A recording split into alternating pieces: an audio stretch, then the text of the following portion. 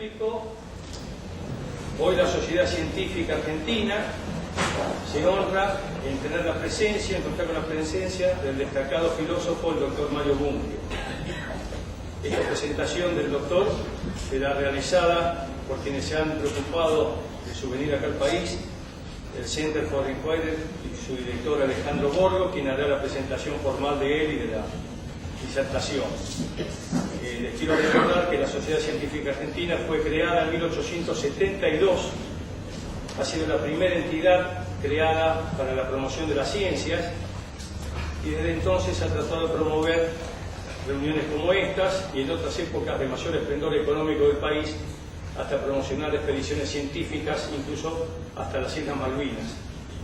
Le damos la bienvenida a todos ustedes y al doctor Mario Bunge, el gusto de tenerlo acá en nuestro estrado, en nuestra sociedad científica, en este lindo salón de actos que dispone la sociedad. Doctor Borgo, a su disposición. Bueno, yo lo que quería era más o menos relatarle, si me da el cable, cómo va a ser la dinámica de esta sesión de preguntas y respuestas con Mario Bunge. Bueno, en primer lugar, gracias a la Sociedad Científica Argentina por ser coorganizadora de este evento. Ya saben, mi nombre es Alejandro Borgo, soy director del Center for Inquiry, que es una organización sin fines de lucro, que tiene sede central en los Estados Unidos y en otros 30 países. Ustedes han recibido unos folletos.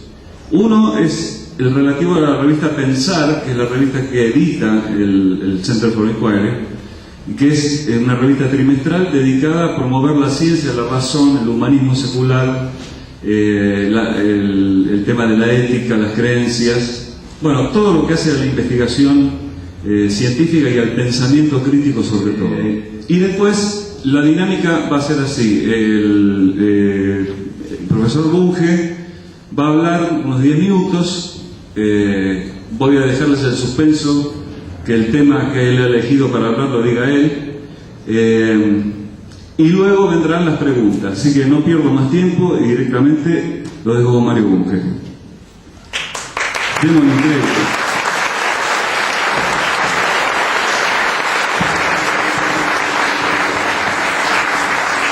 Muchas gracias. Antes de proceder a las preguntas y respuestas, quisiera echar una mirada escéptica al movimiento escéptico contemporáneo.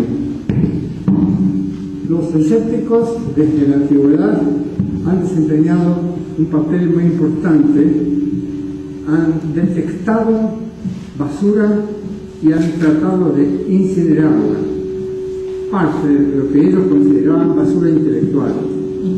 Naturalmente, no basta criticar, hay que construir, hay que crear, pero en todo caso también hay que desbrozar el camino y hay que cumplir una misión de esclarecimiento.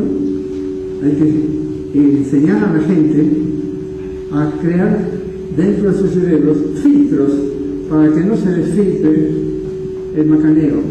Perdón, Mario, quiero usar este micrófono. ¿Ah, sí? O si no, para que no... Pero yo soy porteño, no necesito. Los porteños somos gritones. Por ejemplo, David Hume en el siglo XVIII hizo una crítica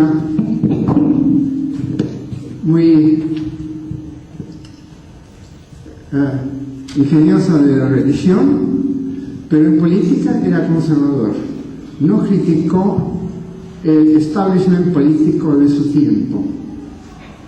En general, los científicos y filósofos se han dedicado a criticar, cuando no han sido totalmente crédulos, a criticar macaneos tales como la homeopatía, la astrología, la alquimia, el psicoanálisis, hoy día la memética, que son, naturalmente, desde el punto de vista puramente científico, son deleznables, pero que no han hecho tanto daño como han hecho ciertas ideologías, por ejemplo, en el pasado el fascismo, el comunismo, hoy día el neoliberalismo, han hecho, el neoliberalismo está haciendo mucho más estrago que todas las religiones juntas, es mucho más peligroso que todos los macaneos juntos, incluso que la homeopatía y el psicoanálisis. Mata de hambre. Yo creo que hay que empezar, hay que correr el foco del movimiento escéptico, hay que correrlo a las ciencias sociales y técnicas sociales. Hay que examinar con mayor cuidado la teoría económica estándar, los pronunciamientos de premios Nobel en política, perdón, gracias por la señal, en política, gente como Thomas Schelling o como Samuel Huntington, que han sido servidores del Pentágono en su lucha contra el tercer mundo, y sin embargo son famosos. Schelling obtuvo el premio Nobel de Economía a pesar de que sus consejos, los consejos que dio a las Fuerzas Armadas norteamericanas durante la guerra de Vietnam eran tan malos que no fueron seguidos. Los de Huntington, en cambio, sí fueron seguidos. En todo caso, los escépticos no han dicho una palabra, no han denunciado a esos presuntos científicos como macaneadores. Yo no he visto en las revistas escépticas en las que colaboro, Free Inquiry, Skeptical Inquiry, ninguna crítica al dogmatismo y al macaneo politológico o económico. En cambio, sigue habiendo muchísimos artículos sobre Bigfoot, sobre los ovnis, e incluso de cuando en cuando sobre alquimia, astrología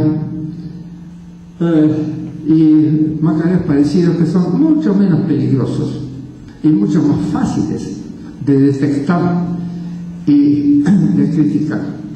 Entonces, mi crítica al movimiento escéptico, particularmente norteamericano, una de mis dos críticas es que ha descuidado, lo mismo que los escépticos antiguos y de los comienzos de la modernidad, han criticado el macaneo ideológico, el macaneo que se ve tanto en las ciencias sociales. Mi segunda crítica es esta: en su afán por destronar la religión y entronar el ateísmo, el movimiento escéptico ha aceptado, ha promovido a tres famosos profesores a quienes yo considero macaneadores por excelencia. Esos son Richard Dawkins, de Oxford, Steve Pinker, de Harvard, y Daniel Dennett, de una universidad de segundo o tercero de Estados Unidos, no me acuerdo cuál es. ¿Por qué creo yo que son macaneadores y que con amigos como esos no hace falta, al escéptico no le hace falta enemigos? Voy a decir muy brevemente cosas que he dicho con mayor detalle en libros. ¿Por qué Dawkins me parece un macaneador? Me parece un macaneador porque a él le asombra la existencia del organismo, le parece paradójica. ¿Por qué? Porque según él, lo único que importa en la evolución son los genes. El organismo, según él, no es más que un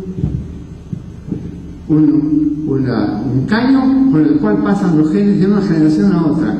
¿Generación de qué? De organismos, por supuesto. Desdeña por completo la existencia de enzimas, desdeña la acción, la actividad del organismo en la modificación de su entorno, cree en una bioquímica que no existe, cree que la molécula de ADN se replica, se divide a sí misma, y eso no es cierto. La molécula de ADN es inerte, tan inerte que se la puede recuperar en la médula de fósiles. Es una molécula muy robusta. No se puede entender cómo funciona la molécula del ácido, de ese ácido, si no se tiene en cuenta que interactúa con enzimas, si no se tiene en cuenta que no es activada o puesta en marcha por enzimas las que a su vez están sujetas a modificaciones ambientales. El ambiente puede quizá estimular a un gen o inhibir a un gen. Tan es así que se da el caso de mellizos gemelos idénticos, uno de los cuales es esquizofrénico y el otro no. El motivo es que uno de ellos ha sido sometido a ciertos estímulos ambientales que han gatillado a cierto gen asociado con la esquizofrenia y el otro no. No se puede entender a un organismo, a ninguna otra cosa, en ausencia de su medio. Además, hablar del gen egoísta, de que el gen tiene un propósito, es atribuirle al gen una propiedad que no tiene, una propiedad que solamente ciertos cerebros tienen, la intención. En todo caso, no es así como explican los biólogos evolucionistas la evolución. Sin embargo, el libro de Dawkins lo ha hecho, el primer libro de Dawkins lo ha hecho famoso y ha hecho creer, ustedes recuerdan su título, se llama El gen egoísta. ¿Cómo se dice? Gene en castellano, ¿verdad? Gene o gene. Bueno, gracias. Ha tenido un éxito tremendo y ha hecho creer a la gente que Dawkins es genetista. No lo es. Tampoco es profesor de genética en Oxford. Es profesor de divulgación de la ciencia. Hay una cátedra, cosa interesante, que tendríamos que tener acá también, de divulgación científica. En todo caso, la bioquímica de Dawkins es incorrecta. Lo que está divulgando no es bioquímica. La biología de Dawkins es incorrecta. Lo que está divulgando no es biología evolutiva y, sin embargo, es considerado habitualmente por los jerarcas, por así decirlo, del movimiento escéptico, como una autoridad en biología evolutiva. Otro macaneador es Pinker, quien cree que la naturaleza humana es tan fija de nacimiento que el ambiente solamente puede hacer el fine-tuning.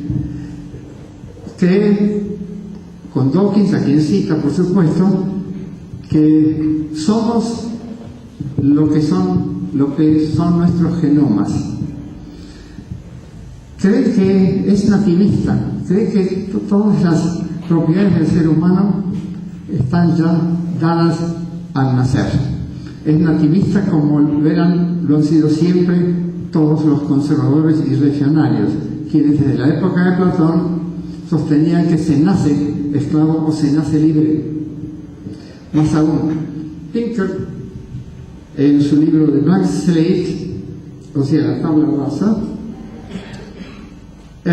hace el elogio del conservadurismo político y critica a los ingenuos que creen que la educación y el medio en general pueden modificar al ser humano.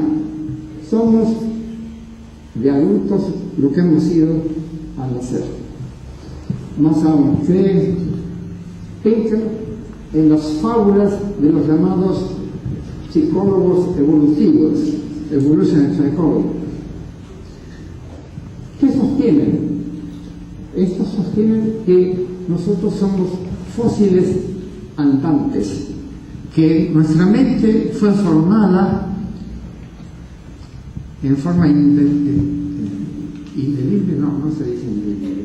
Bueno, fue formada hace unos 100.000 años, hablan del Pleistoceno, pero el Pleistoceno tiene una extensión de 1 millón y pico de años. Hace 100 o 150.000 años en las sabanas africanas. Y ese es el motivo por el cual nos resulta tan difícil entender velocidades muy grandes o cosas muy pequeñas, porque nuestro cerebro ha sido hecho para luchar contra leopardos, no para entender campos electromagnéticos o átomos, cosas así.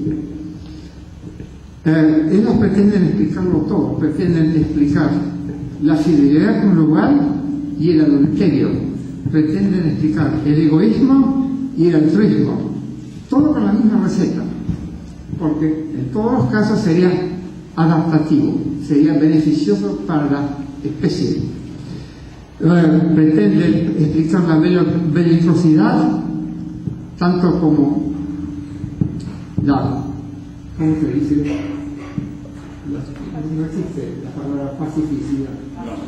Eso es pacífica. Sí, la actitud pacífica.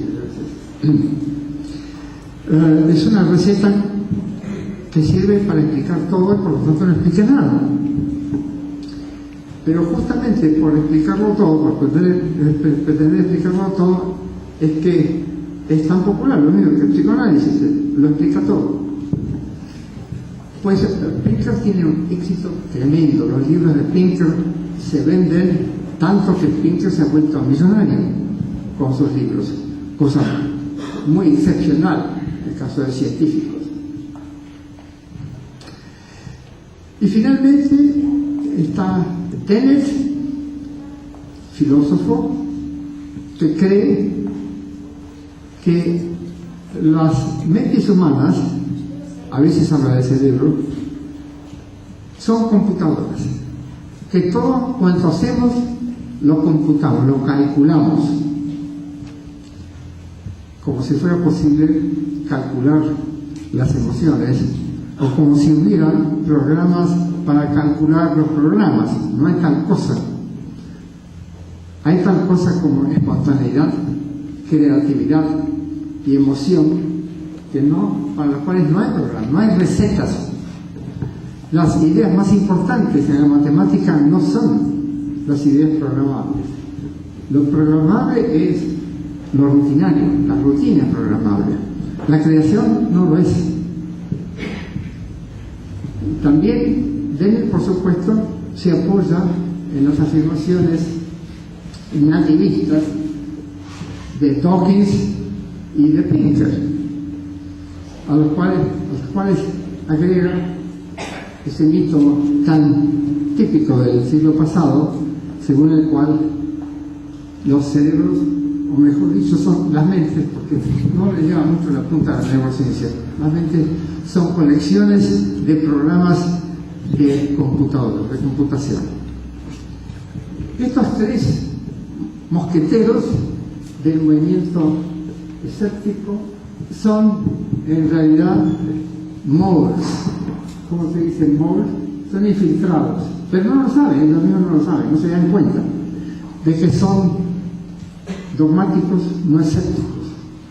Y el movimiento escéptico ha sido engañado, creo yo, por el hecho de que, a diferencia de los escépticos antiguos, de los escépticos de la primera modernidad, estos tres son profesores universitarios, dos de ellos en universidades muy justamente prestigiosas.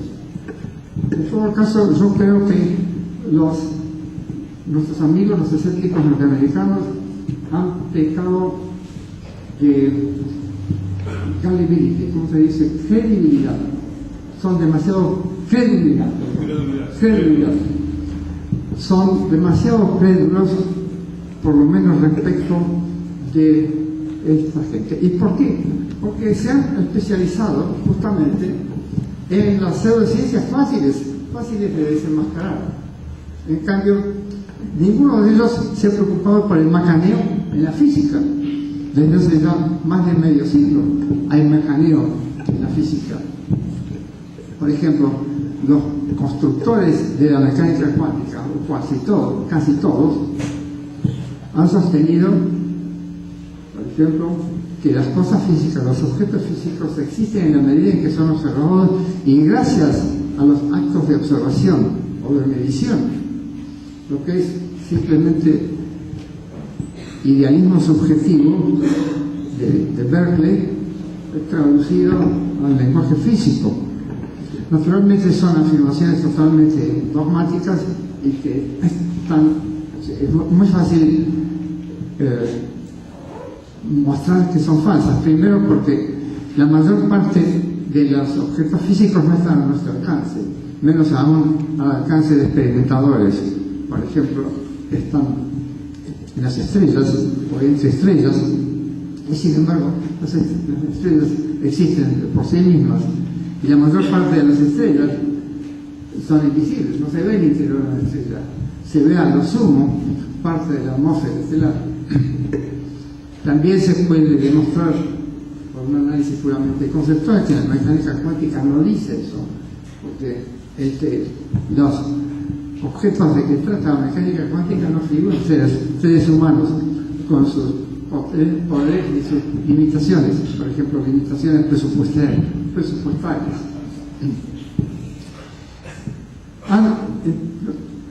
Los escépticos que nosotros conocemos y a quienes respetamos no se han ocupado de examinar en qué medida la famosa teoría de cuerdas es una teoría científica, en lugar de ser un cuento de hadas, como creo yo que lo es, porque afirma, entre muchas otras cosas, que el espacio físico tiene no 3 dimensiones sino 10, contrariamente a todas las teorías físicas que sí utilizamos y que nos sirven para entender y para controlar la naturaleza. También han sido totalmente asépticos en política. Los escépticos han sido políticamente asépticos. No se han metido con la teoría económica estándar, no se han metido con las políticas neoliberales. Anoche, conversando con un politólogo y economista argentino, nos recordábamos el hecho de que el Fondo Monetario Internacional, que es uno de los 3 grandes delincuentes que estaba aplastando al tercer mundo, o intentando aplastar al tercer mundo, tiene un departamento de investigaciones que es muy bueno, pero cuyos resultados, investigaciones cuyos resultados no son utilizados por los que diseñan las políticas del fondo.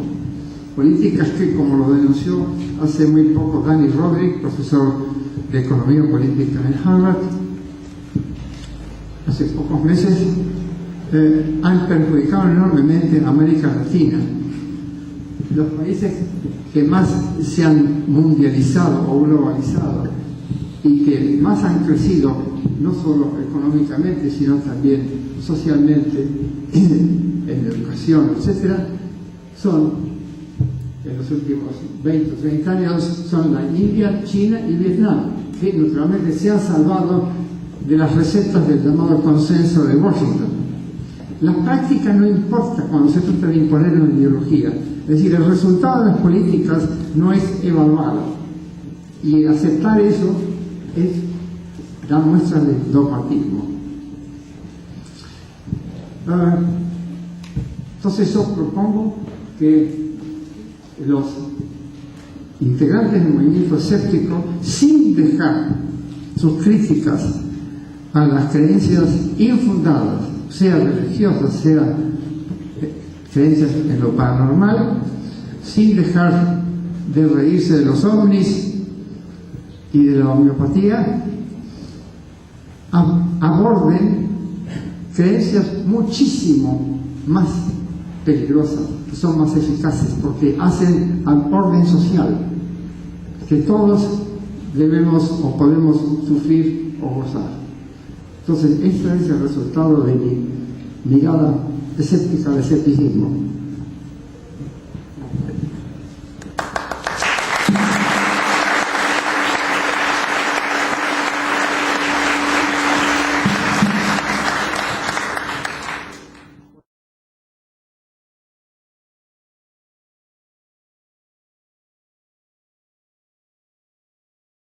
Pero, ¿usted no cree que esta falta del escepticismo en estos temas es porque los escépticos están ideologizados? No lo sé, habrá que ver caso por caso. No se puede dar una receta general. No lo sé, no he hecho investigación empírica. No. Podemos formular hipótesis, pero habrá que ponerlas a prueba. Yo creo que el movimiento escéptico está constituido, como todo movimiento cultural, por gente de proveniencias muy distintas, y por lo tanto sus motivaciones y la manera de pensar varían de persona en persona.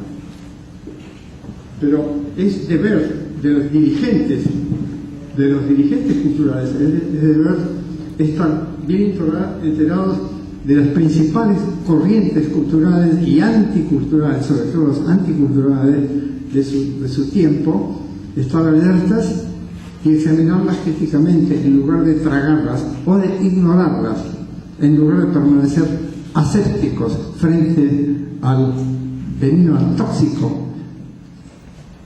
Por eso preguntaba que si el tema de los ovnis, la astrología, la homeopatía, el psicoanálisis y otros se han atacado en forma escéptica, y estos temas son tan difíciles de abordar, ¿no será porque hay distintas convicciones y aparte no se ponen de acuerdo en los términos los propios economistas y los propios politólogos que son escépticos en la definición de los términos?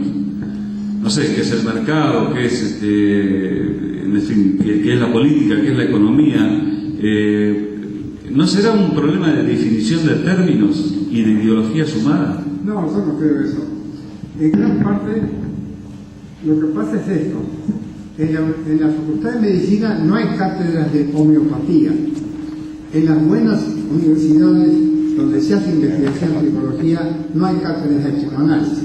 El único país del mundo donde hay una facultad de psicología en la que solamente se enseña psicoanálisis es la de Buenos Aires.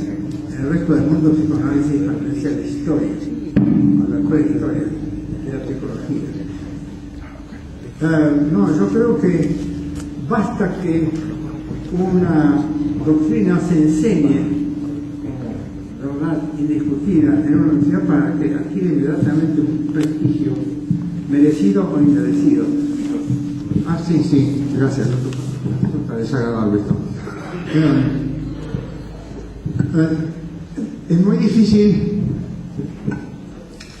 criticar dentro de la Facultad de Economía la economía estándar que enseñan los profesores. Me acuerdo una vez en España, el primer congreso español de filosofía de la ciencia, en Oviedo, hace unos 20 y pico de años, yo hice una crítica de la microeconomía neoclásica y hubo dos profesores que estaban muy molestos y finalmente dijeron, bueno, muy bien, lo que enseñamos será falso, pero ¿qué podemos enseñar?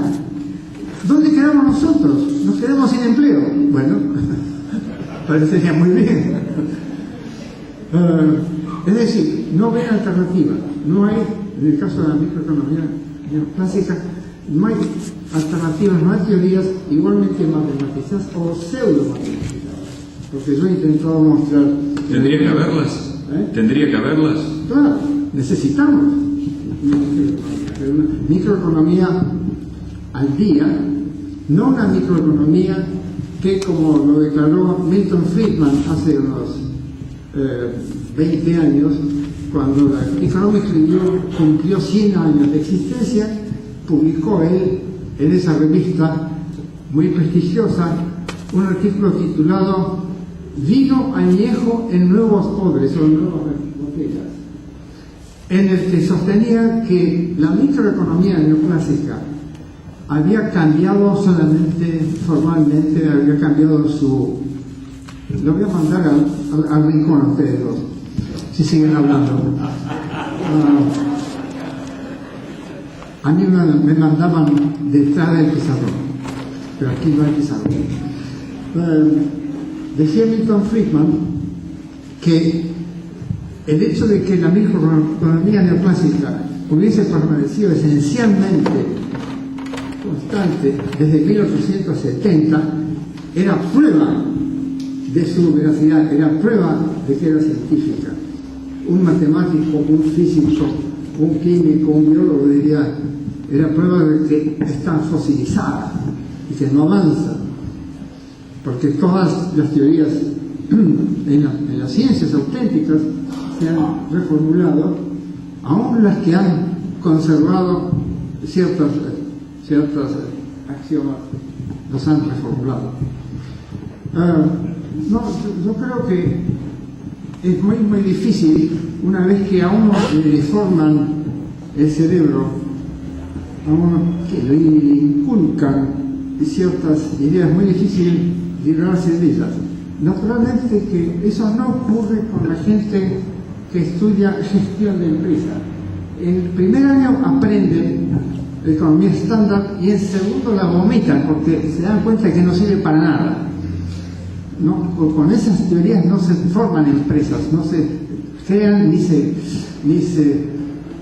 administran empresas, se necesitan teorías diferentes.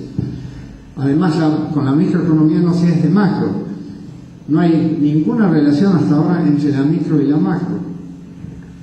La macro está en estado mucho más avanzado de la micro, gracias en parte a que la macro ha tenido ya desde el siglo XVIII gente genial, gente muy audaz, como François Quesnay y como John Maynard Smith. Nueva York fue el más gran economista del siglo pasado. Que hay factores ideológicos, políticos, es obvio, porque la teoría económica estándar no cuestiona el orden social existente, no cuestiona el capitalismo, para nada, pero tampoco tiene en cuenta la fuente de la riqueza, que es la producción, porque se limita al comercio, se limita exclusivamente al comercio. Empieza con el consumidor, empieza cuando ya el proceso de producción ha terminado, cuando la mercancía se ha lanzado al mercado. ¿Quién se ocupa de la producción? Se ocupaban los economistas clásicos, como Adam Smith, como David Ricardo, como Karl Marx, como John Stuart Mill. Los clásicos se ocupaban de ello, pero justamente los neoclásicos se ocupan exclusivamente del comercio, dejan a oscuras la producción de riqueza, se ocupan solamente de la circulación y tampoco se ocupan, desde luego, de la distribución de la riqueza, que es un problema para la sociología económica o la socioeconomía. Esa es una crítica que ya había hecho John Stuart Mill, un defecto que él había encontrado, como le había encontrado Marx, por supuesto, a la economía de su tiempo, o sea que no se ocupaba de la manera en que se había distribuido la riqueza. Bueno, seguimos.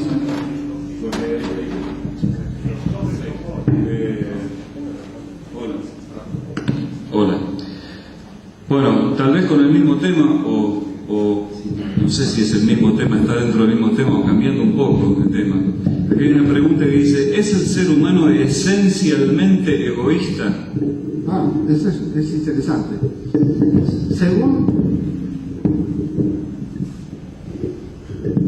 Según Dawkins y otros pseudo divulgadores de la biología evolutiva, es una paradoja. El altruismo es una paradoja porque el altruista sacrifica sus chances de tener descendencia, pone en peligro. Ese es un problema empírico que ha sido abordado por los economistas experimentales solamente en el curso de los últimos 20 años y sobre todo en el curso de los últimos 10 años en la escuela de Zurich. Gente como Fair y Bruno Frey, que era el chairman, el director de mi departamento cuando yo enseñé en el Politécnico de Zúrich. Han diseñado una cantidad de juegos para averiguar en qué medida los sujetos son egoístas. Y han encontrado resultados muy interesantes, a saber, que solamente aproximadamente un tercio de los sujetos experimentales se comportan tal como lo prescribe la teoría económica estándar, es decir, como hijos de puta. Que los 2/3 restantes somos personas básicamente buenas, honestas, aun cuando nos cueste. Uno de los juegos es el juego Ultimátum. ¿Vamos a jugarlo? ¿Por qué no? Y aquí, Mamita querida en la que me metí. aquí tenemos un voluntario con quien usted va a compartir los $100. Su tarea es la siguiente: usted puede darle a él $100, puede darle 90, puede darle 10. Pero si no le da nada, tiene que devolverme el dinero a mí. Si lo comparte, usted se queda con lo que dijo y este señor se queda con lo que usted le ofreció. Pero este señor puede rechazar su ofrecimiento, puede decirle: usted es amarrete, usted no es honesto, usted es egoísta, porque me ofrece nada más que $10 o $20, cuando lo justo sería ya que me ofreciera la mitad, 50. ¿Cuál es el resultado experimental? ¿Cómo se comporta la gente? Se comporta de la siguiente manera: las 2/3 partes de los sujetos obran de esa manera equitativa, es decir, reparten en forma de 50 y 50, o a veces 60 y 40, ¿no? Es decir, la psicoeconomía o la economía experimental hasta ahora ha refutado el dogma, es el dogma número 1 de la economía estándar.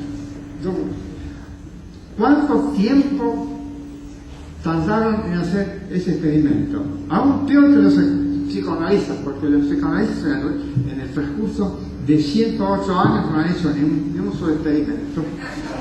Pero los economistas son aún peores, porque ya es el colmo, porque ese dogma de la economía estándar fue enunciado a fines del siglo XVIII, son 2 siglos y pico.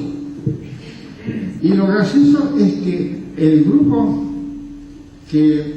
más activo en esta investigación está en el Politécnico de Zúrich, del país que presuntamente más conservador del mundo, y sin embargo un país donde todas las 2 cadenas de supermercados son cooperativas, ¿no? Tenemos de Suiza una opinión un poco deformada. Entonces, mi respuesta es: ¿quiere usted saber si somos economistas, si somos altruistas o no? Depende de la persona, depende de la educación que recibió la persona, y ponga usted a prueba la hipótesis de que su vecino es egoísta, o póngase usted mismo a prueba, pero no repita mecánicamente, no repita como un loro las afirmaciones de los economistas neoclásicos. Bueno, una vez usted escribió que se puede ser altruista por egoísmo también, ¿no? Porque a uno le da placer hacer lo que hace. Sí, pero eso es una. Los utilitaristas recurren a esa estratagema, pero yo creo que hay altruismo auténtico. ¿Cómo se pone a prueba? Cuando el altruismo no cuesta simplemente compartir un peso, sino cuando pone en peligro la vida del sujeto. Ahí se pone a prueba si es altruista o no. Y de hecho vemos casi a diario que hay gente que pone en peligro su vida para salvarla de otro. Bien, vamos a seguir con otro tema. ¿Qué opina de los regímenes populistas populistas latinoamericanos y su influencia en el progreso y la ciencia, en especial Venezuela y Argentina. Ya me imaginaba. Ya me imaginaba esa pregunta en un país netamente conservador como es la Argentina.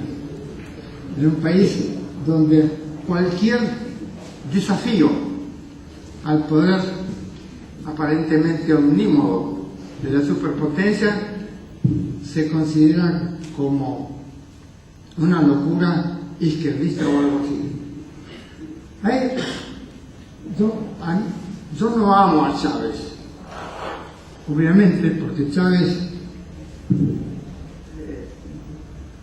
ha instaurado el culto de sí mismo, lo que es muy peligroso, no tiene un partido que lo controle, pero Chávez se ha animado a hacer cosas que no le gusta a Condoleezza Rice, y cualquier cosa que le disgusta a Condoleezza Rice me gusta a mí.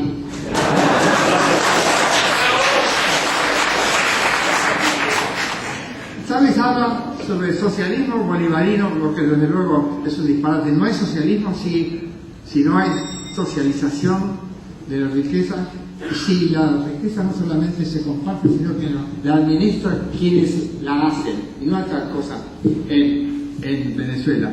Pero sí hay un esfuerzo muy serio y muy exitoso por mejorar la atención pública, la atención médica pública y la educación pública. Muy exitoso. Han fracasado otras iniciativas, por ejemplo, me dice mi amigo Andreas Pickel, es un politólogo canadiense que va a menudo a Venezuela, que las cooperativas han fracasado.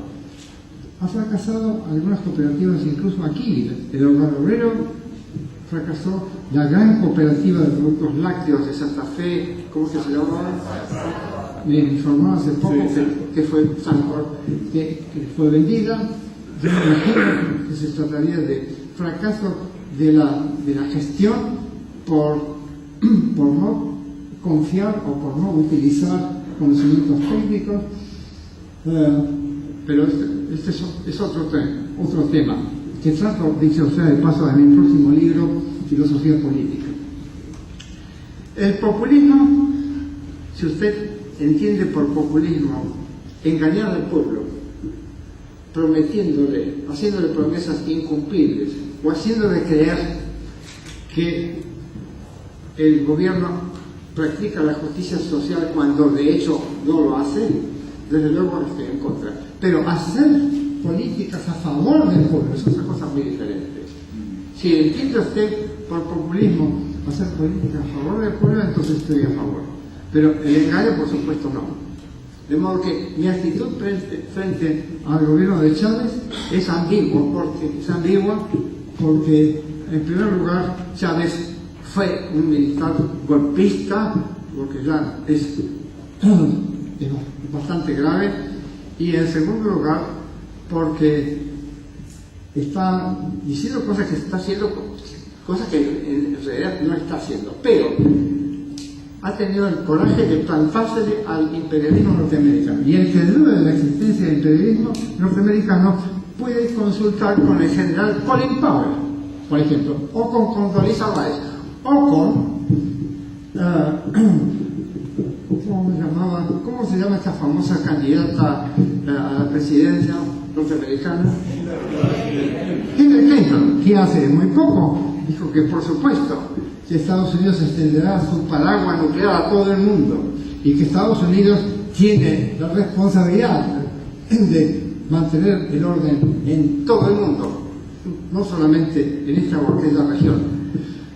Consulten ustedes a esos expertos en imperialismo norteamericano, los que dudan de la existencia del imperialismo norteamericano. Bien, aquí tengo otra pregunta que figura en su diccionario de filosofía. Por cierto, una obra que yo considero excelente, sobre todo no solo por el contenido filosófico, sino por el sentido del humor. ¿No es un tanto osado decir que es probable, osado? ¿Ah, sí, osado? No, usted no, lo que le voy a preguntar. ¿No es un tanto osado decir que es probable que un agnóstico sea un agnóstico, sea un ateo avergonzado y temeroso del dogmatismo y la discriminación? ¿No es un poco osada esa afirmación? ¿Qué le queda al agnóstico? Cuando a Bertrand Russell lo metieron preso por oponerse a la Primera Guerra Mundial, estuvo preso 6 meses, como ustedes saben. Fue el único intelectual inglés destacado en oponerse a la guerra. Cuando le ingresaron en la prisión, no solamente le sacaron la corbata y los botines de los zapatos, sino también le preguntaron sus datos: nombre, domicilio, religión. Respondió agnóstico. Entonces el policía que tomaba la dijo: todos adoramos al mismo Dios bajo distintos nombres. En Estados Unidos usted no puede decir, si usted aspira al cargo de empleado de la perrera, usted no puede decir que es ateo. Tiene que decir que es miembro de alguna religión, o en el peor de los casos, si es usted osado, dirá agnóstico, porque nadie sabe qué significa. Pero ateo no. Entonces, ahora, hay agnósticos auténticos, gente que auténticamente dice: yo no creo en Dios, pero tampoco puedo demostrar que no existe. Entonces dejo en duda. Pero en muchos casos yo creo que sí, el agnosticismo es ateísmo, digamos, tímido.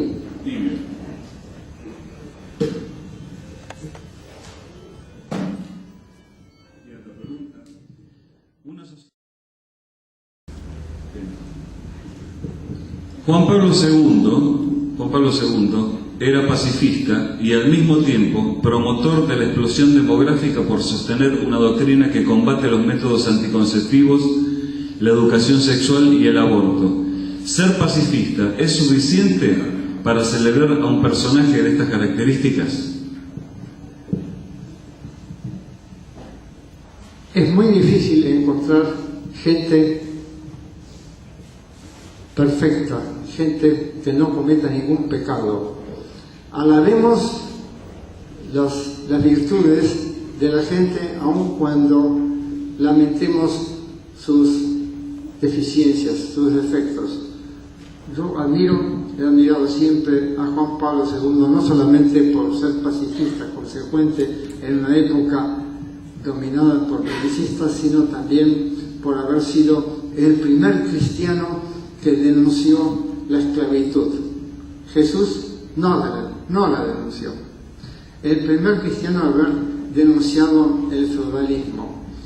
El primer cristiano el primer católico en haber reconocido los errores, por así decir, de la Iglesia Católica al perseguir a los infieles, etc. Pero también, naturalmente, lamentado sus limitaciones. Pero yo creo que en una guerra, en una época en que la agresión militar es la principal arma de dominación mundial, lo más importante para asegurar la supervivencia de la especie humana es evitar la guerra. En segundo lugar, desde luego, hay que tratar de evitar que nos comamos la tierra. ¿Cuál considera que ha sido su más grande error en materia filosófica? Perder 2 o 3 años de mi vida leyendo a Hegel. ¿No le aportó nada? Sí, odio a Hegel.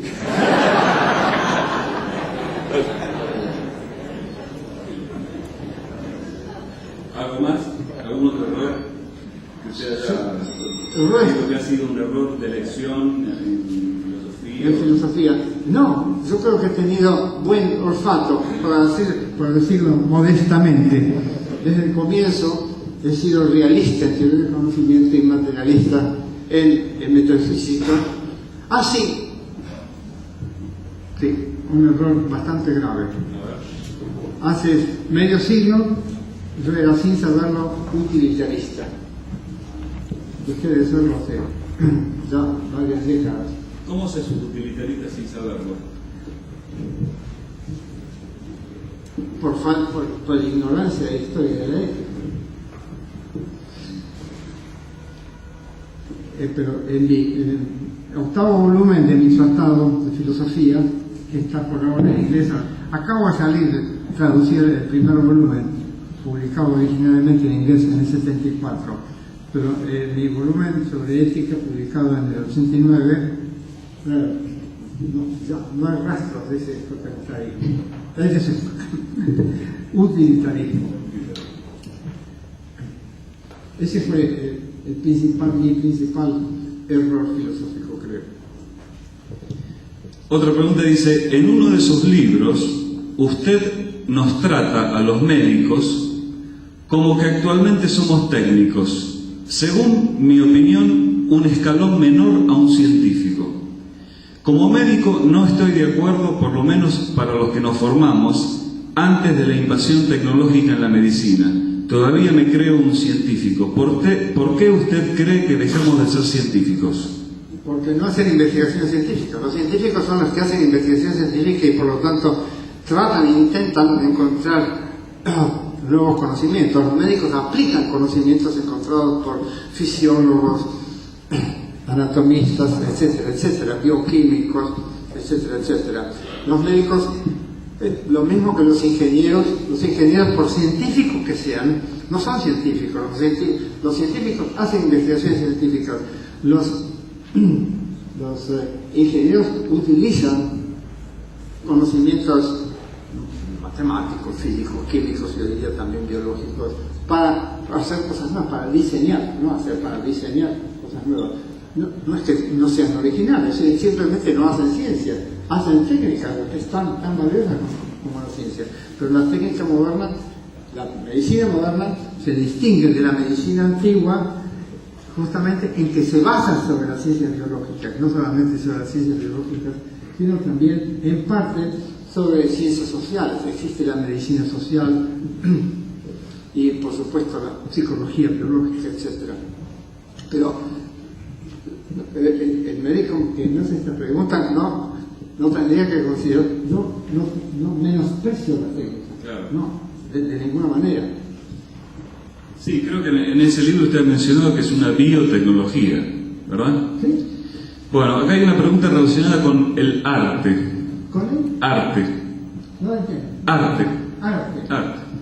¿Es posible elaborar una definición objetiva de arte para evitar el engaño de charlatanes que se hacen pasar por críticos de arte tan evidente en el arte moderno? O sea, ¿hay una base biológica del arte tal como lo afirman, por ejemplo, Dissanayake y otros estudiosos evolucionistas? No lo sé. Es una hipótesis muy interesante que yo sepa no ha sido avalada todavía. Hace pocos años salió en National Geographic un artículo acerca de eso, acerca de si los criterios de belleza del cuerpo humano son o no son universales. Y el investigador había ido a las cumbres, a las altas cumbres del Perú para investigar eso, y había tomado la fotografía de dos peruanos y para mostrar que eran prístinos. Ahí no había llegado a la civilización, no habían sido contaminados con los criterios artísticos occidentales, pero uno de los peruanos llevaba una camiseta que decía Harvard. Muy difícil de encontrar primitivos hoy día, salvo en nuestro país. Bien. Otra cosa referida al arte es... Perdón. ¿Quién es el que define el arte? No respondí la pregunta principal. De una base filosófica. Yo no creo que la estética sea una ciencia todavía. Y no lo es porque la la mayor parte de los que han escrito sobre estética, tales como Aristóteles, incluso Hegel ha escrito sobre estética, no tuvieron experiencia artística. Yo he conocido solamente a un filósofo con experiencia artística, un filósofo autor de buenas novelas y de 30 o 40 filmes, películas, José Ferrer Mola. Durante años estuvo hinchando para que escribiera una estética. Le dije, usted tiene el deber, porque usted es el primer filósofo en la historia con experiencia artística, usted sabe de qué va a hablar. Empezó a escribir el libro que yo le pedí, llegó a escribir los 3 o 4 primeros capítulos y Dios lo castigó, lo mató, dio infarto en el aeropuerto de Madrid. Desgraciadamente no terminó su obra, pero era la primera vez que alguien que sabía de arte iba a escribir una estética. Pero existe algo muy interesante y muy subdesarrollado, que es la estética experimental. ¿En qué consiste? Consiste en estudiar la apreciación estética, en estudiar a sujetos a quienes se les muestra obras de arte o se les hace escuchar obras de arte, a ver cómo se comporta. Esa disciplina fue fundada hacia 1960 por David Berline, un inglés que se había radicado en la Universidad de Toronto, a quien conocí, pero desgraciadamente también Berline terminó mucho antes de hacer una obra importante. El fenómeno artístico, ¿usted cree que está producido por quien hace el arte o por quien lo percibe? Por el público, por el receptor del arte. Esa es una pregunta interesante que no sé cómo contestar.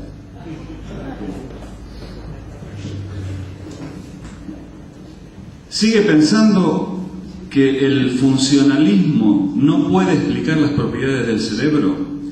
¿Qué piensa de la simulación del cerebro biológico en una computadora digital, tal como se está haciendo con 10.000 neuronas en la Universidad de Lausanne?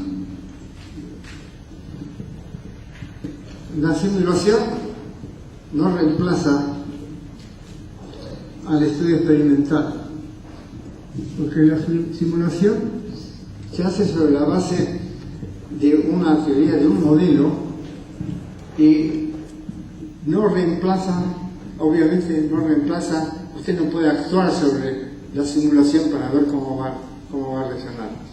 Son, yo creo, modelos muy, muy superficiales que suponen que realmente las operaciones mentales son todas de tipo algorítmico, es decir, que están sujetas a reglas conocidas, y eso no es cierto. Yo creo que esas simulaciones lo único que hacen es postergar el estudio serio del cerebro. El estudio serio del cerebro consiste en estudiar cerebro, no en estudiar simulaciones del cerebro. Naturalmente hay simulaciones más o menos realistas, pero las que yo conozco no son precisamente realistas.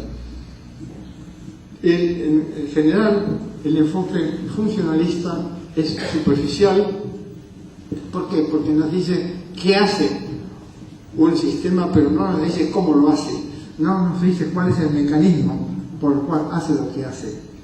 Por ejemplo, nosotros tenemos todos un conocimiento funcional de un automóvil, pero la mayor parte de nosotros no somos mecánicos de automóvil, menos aún ingenieros de automóviles, que sabemos cómo funciona el automóvil. ¿Cuál es el mecánico? ¿Cuáles son los mecanismos? Yo no sabía distinguir si estoy conduciendo un automóvil que tiene un motor de combustión interna o a hidrógeno. No sabía distinguirlo. Yo solamente sé, y más o menos, guiar, ponerlo en marcha, cosas así. ¿Cuál es, en su opinión, la línea de investigación más promisoria en las ciencias cognitivas, particularmente en el tema de la conciencia? la llamada neurociencia cognitiva y afectiva, es decir, estudiar el cerebro pensante, el cerebro que se emociona, el cerebro actuante, el cerebro que toma decisiones, el cerebro vivo.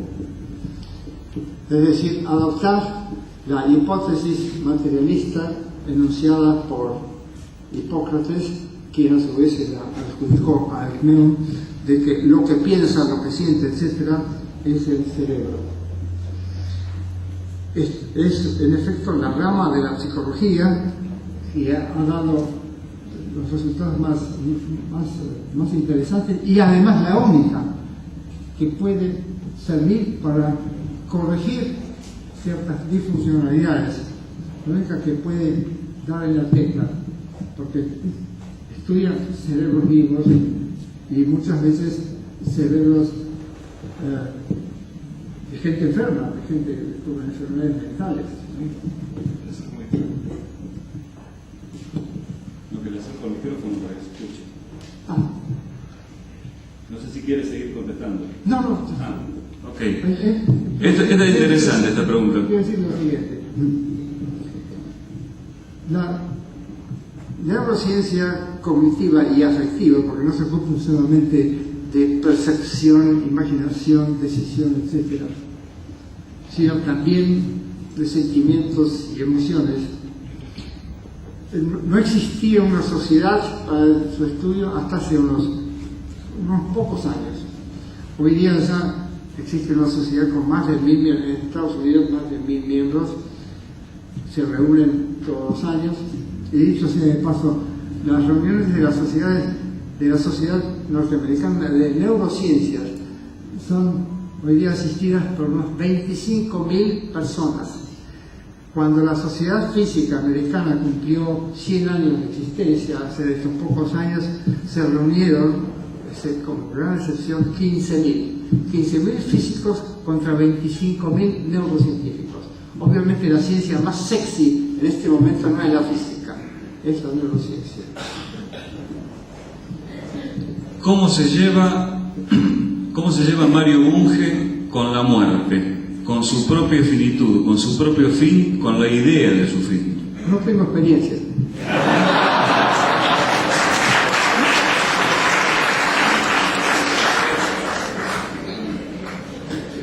¿Hay que combatir o coexistir con las creencias religiosas? ¿Acaso no son compensadoras generales de la angustia existencial?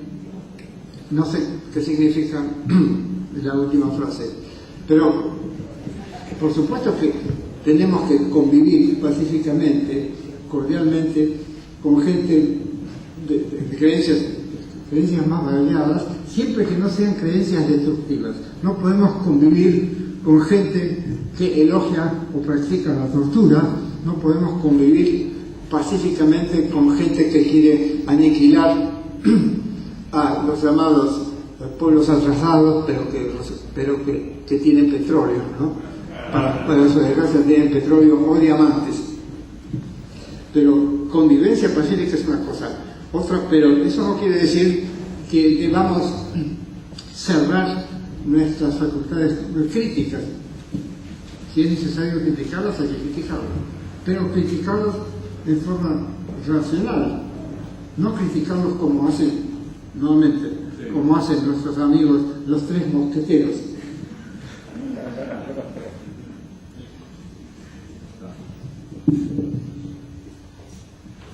¿Acepta la tesis de Minsky y otros que a largo plazo la única forma de evolución intelectual posible para el hombre es potenciando nuestro cerebro en forma electrónica y superar así las limitaciones impuestas por la biología? ¡Qué disparate! Es una pregunta. Sí, qué disparate. Póngase usted en el caso de un maestro en La Rioja, un maestro que quiere enseñar, que quiere alfabetizar a unos chicos o quiere enseñarles el ABC de la física o de la química. No necesita recurrir a grandes aparatos. Le basta con tener y transmitir entusiasmo por el aprendizaje. Le basta tener ideas claras. y ganas de transmitirlas y pericia para transmitirlas. No le hace falta ningún aparato de ninguna clase. Y además, ¿cómo sabe Minsky que sus ideas bastante vagas, por otro lado, que esa simbiosis de máquina con cerebro va a funcionar? ¿Cómo sabe que no va a interferir con nuestros procesos cerebrales? ¿Cómo sabe?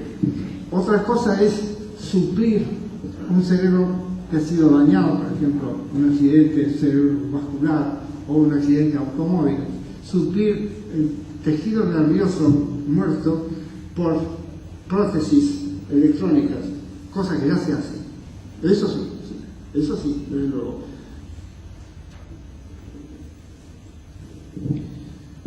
¿Por qué es tan difícil erradicar una creencia? ¿Las creencias tienen un valor de supervivencia para usted? Algunas sí, otras no.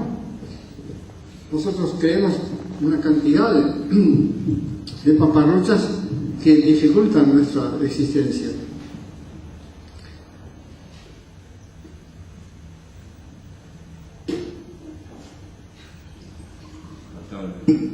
Por ejemplo, los economistas de buena fe, la mayor parte de los economistas creen en las doctrinas que enseñan y que dificultan la existencia de millones de personas.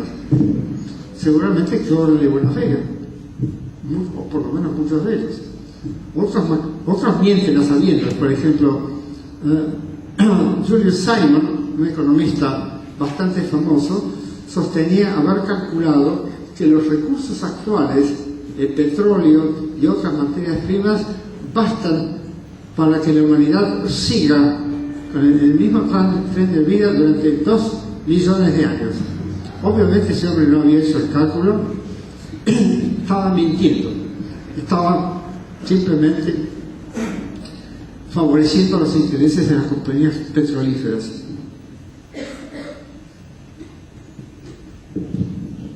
¿En qué cree un humanista? ¿En qué cree un humanista? ¿Cuáles son las cualidades o características más importantes que debiera tener un humanista o uno que se autodefine como humanista? Un humanista secular tiene creencias negativas y tiene creencias positivas. No se define solamente por su laicismo, sino que se define también por su actitud frente a sus congéneres. Un humanista, en ese sentido, es un humanista secular, debe creer o debiera creer en las virtudes de la fraternidad, debiera creer en las virtudes de la igualdad, en las virtudes de la libertad, o sea, la consigna de la Revolución Francesa: libertad, igualdad, fraternidad, a la que yo agregaría idoneidad, competencia para administrar el bien común, el Estado. Eso se da por descontado, sí, desde luego. Sí. El problema es la religión. ¿El problema es el fundamentalismo religioso o la religión? Cuestión de grado, ¿no? El problema no es la religión misma, sino la religión utilizada como instrumento de control social. ¿Qué decía Aristóteles y qué decían Maquiavelo acerca de la relación entre la religión y el Estado? Decían ambos casi la misma cosa, que el estadista, el gobernante, debe mostrar al pueblo que su religiosidad, aun cuando él mismo no crea, para hacer creer que los dioses están de su parte, para reforzar su poder, utilizar la religión como herramienta de dominio, de control social. Eso naturalmente está mal. Por eso es que, y eso ha perjudicado a las principales iglesias, desde luego, esa connivencia, esa complicidad de la iglesia con el Estado. Es por eso que los padres de la Constitución norteamericana propusieron y aprobaron, consiguieron por primera vez en la historia del mundo occidental la separación de la Iglesia del Estado. Separación que ya existía en China durante 5.000 años. China nunca tuvo religión oficial, religión de Estado, ¿no? Pero eso tenía que inventarlo. Estados Unidos en Occidente fueron los Estados Unidos los primeros en inventarlo y en practicarlo hasta el presidente actual, que es un hombre genial. Es un hombre que va a recibir el Premio Nobel de la Paz, porque está convirtiendo a Estados Unidos en un país incapaz de hacer ninguna guerra próxima. ¿Por qué? Porque lo ha arruinado. Estados Unidos debe, el gobierno norteamericano debe ya 10 trillones de dólares. ¿A quiénes se los debe? Entre otros a Chile y Japón. Ha debilitado, además, ha contribuido a debilitar la industria, al exportar las industrias. Está arruinando al país. Un país arruinado no puede hacer guerras eficaces. Por lo tanto, dentro de 10 años yo lo voy a proponer como Premio Nobel de la Paz. Siendo que las pseudociencias son tan atractivas, ¿cómo se educa para adquirir pensamiento crítico? ¿O qué reforma educativa habría que hacer? Nuestra escuela, por lo menos la escuela a la que yo asistí, o casi todas las escuelas eran dogmáticas, nos daban para aprender resultados, nunca nos daban como tarea poner a prueba esos resultados, nunca nos daban como problemas, formular problemas, nos daban nada más que resultados, eran recetas.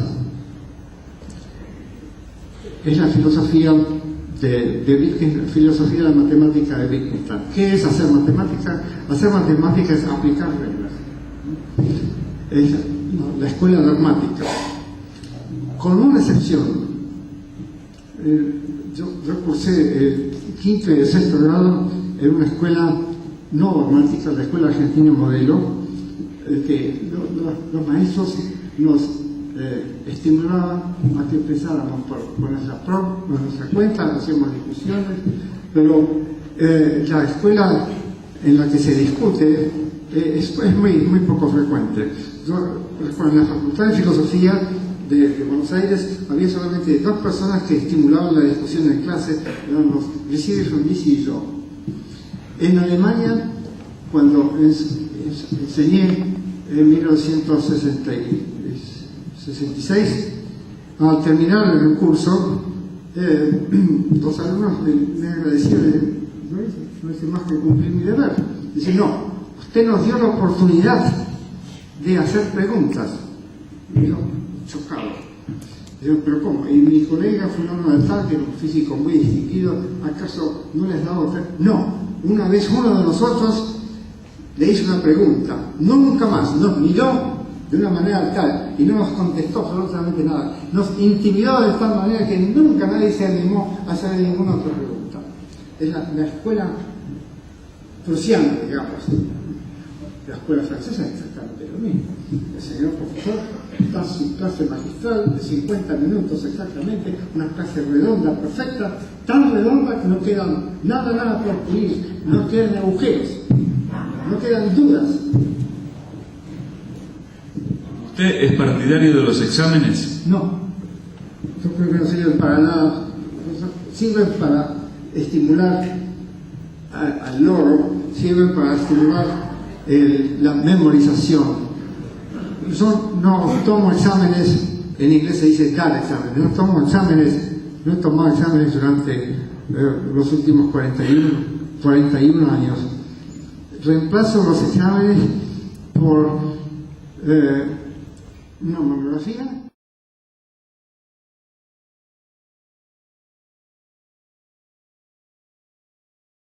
Creaciones humanas, fantasías humanas, creadas por gente insegura, por gente que necesitaba, creía necesitar una protección hoy día, salvo en nuestro país. Bien. Otra cosa referida al arte es... Perdón. ¿Quién es el que define el arte? No respondí la pregunta principal. de una base filosófica. Yo no creo que la estética sea una ciencia todavía, y no lo es porque la mayor parte de los que han escrito sobre estética, tales como Aristóteles, incluso Hegel ha escrito sobre estética, no tuvieron experiencia artística.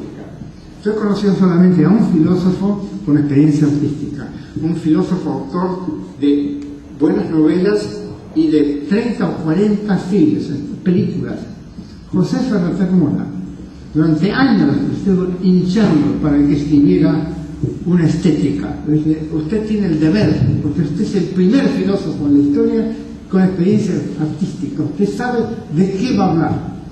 Empezó a escribir el libro que yo le pedí, llegó a escribir los 3 o 4 primeros capítulos y Dios lo castigó, lo mató, dio infarto en el aeropuerto de Madrid. Desgraciadamente no terminó su obra, pero era la primera vez que alguien que sabía de arte iba a escribir una estética. Pero existe algo muy interesante y muy subdesarrollado, que es la estética experimental. ¿En qué consiste? Consiste en estudiar la apreciación estética, en estudiar a sujetos a quienes se les muestra obras de arte o se les hace escuchar obras de arte, a ver cómo se comporta. Esa disciplina fue fundada hacia 1960 por David Berline, un inglés que se había radicado en la University of Toronto, a quien conocí, pero desgraciadamente también Berline terminó mucho antes de hacer una obra importante. El fenómeno artístico, ¿usted cree que está producido por quien hace el arte o por quien lo percibe? Por el público, por el receptor del arte. Esa es una pregunta interesante que no sé cómo contestar.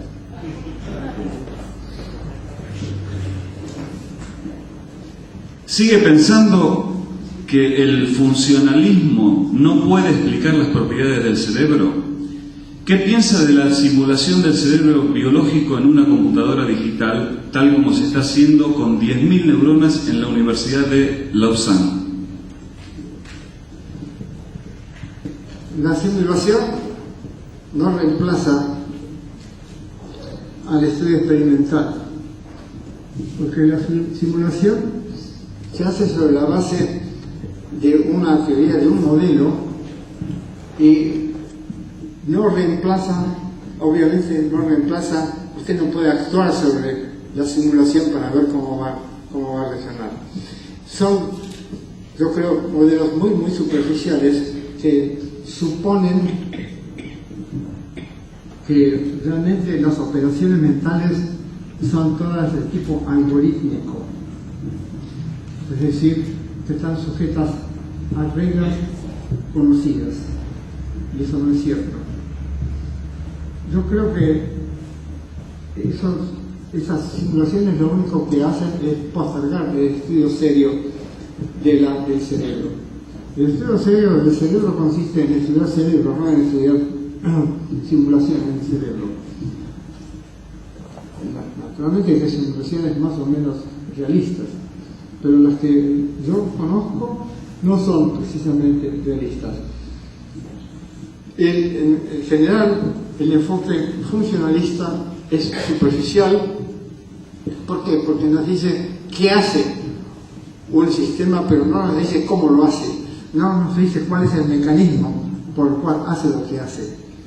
Por ejemplo, nosotros tenemos todos un conocimiento funcional de un automóvil, pero la mayor parte de nosotros no somos mecánicos de automóvil, menos aún ingenieros de automóviles, que sabemos cómo funciona el automóvil.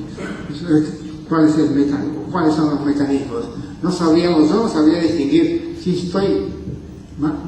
estoy conduciendo un automóvil que tiene un motor de combustión interna o a hidrógeno. No sabía distinguir. Yo solamente sé, y más o menos, guiar, ponerlo en marcha, cosas así. ¿Cuál es, en su opinión, la línea de investigación más promisoria en las ciencias cognitivas, particularmente en el tema de la conciencia? La llamada neurociencia cognitiva y afectiva, es decir, estudiar el cerebro pensante, el cerebro que se emociona, el cerebro actuante, el cerebro que toma decisiones, el cerebro vivo. Es decir, adoptar la hipótesis materialista enunciada por Hipócrates, quien a su vez se la adjudicó a Euclides, de que lo que piensa, lo que siente, etc., es el cerebro. Es en efecto la rama de la psicología que ha dado los resultados más interesantes y además la única que puede servir para corregir ciertas disfuncionalidades, la única que puede dar en la tecla, porque estudia cerebros vivos y muchas veces cerebros de gente enferma, de gente con enfermedades mentales. Lo que le acerco al micrófono para que se escuche. Ah. No sé si quiere seguir contestando. No. Ok. Esta es interesante, esta pregunta. Quiero decir lo siguiente. La neurociencia cognitiva y afectiva, porque no se ocupa solamente de percepción, imaginación, decisión, etc., sino también de sentimientos y emociones. No existía una sociedad para su estudio hasta hace unos pocos años. Hoy día ya existe una sociedad con más de 1000 miembros, en Estados Unidos más de 1000 miembros, se reúnen todos los años, y dicho sea de paso, las reuniones de la Sociedad Norteamericana de Neurociencias son hoy día asistidas por unos 25.000 personas. Cuando la Sociedad Física Americana cumplió 100 años de existencia, hace estos pocos años, se reunieron, como gran excepción, 15.000 físicos contra 25.000 neurocientíficos. Obviamente la ciencia más sexy en este momento no es la física, es la neurociencia. ¿Cómo se lleva Mario Bunge con la muerte, con su propia finitud, con su propio fin, con la idea de su fin? No tengo experiencia.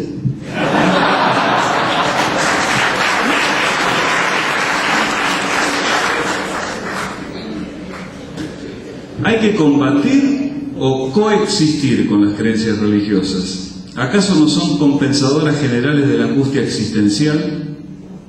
No sé qué significa la última frase, pero por supuesto que tenemos que convivir pacíficamente, cordialmente, con gente de creencias más variadas, siempre que no sean creencias destructivas. No podemos convivir con gente que elogia o practica la tortura, no podemos convivir pacíficamente con gente que quiere aniquilar a los llamados pueblos atrasados, pero que tienen petróleo, ¿no? Para su desgracia tienen petróleo o diamantes. Pero convivencia pacífica es una cosa. Otra, pero eso no quiere decir que debamos cerrar nuestras facultades críticas. Si es necesario criticarlas, hay que criticarlas.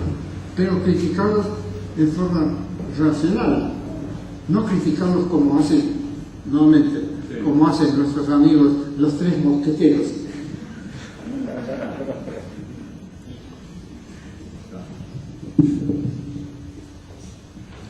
¿Acepta la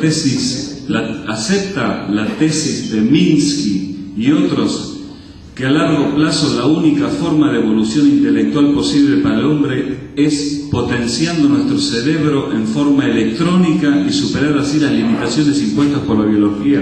¡Qué disparate! Es una pregunta. Sí, qué disparate. Póngase usted en el caso de un maestro en La Rioja, un maestro que quiere enseñar, que quiere alfabetizar a unos chicos o quiere enseñarles el ABC de la física o de la química. No necesita recurrir a grandes aparatos. le basta con tener y transmitir entusiasmo por el aprendizaje.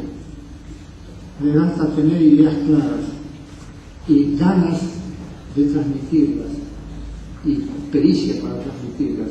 No le hace falta ningún aparato de ninguna clase.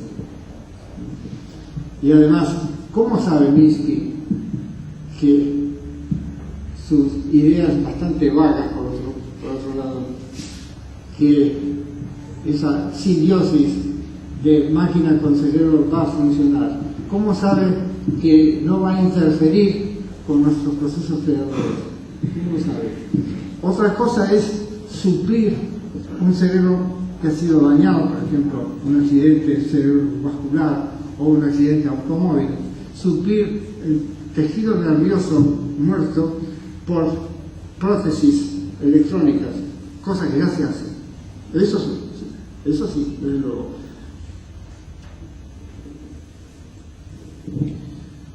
¿Por qué es tan difícil erradicar una creencia? ¿Las creencias tienen un valor de supervivencia para usted? Algunas sí, otras no. Nosotros creemos una cantidad de paparruchas que dificultan nuestra existencia.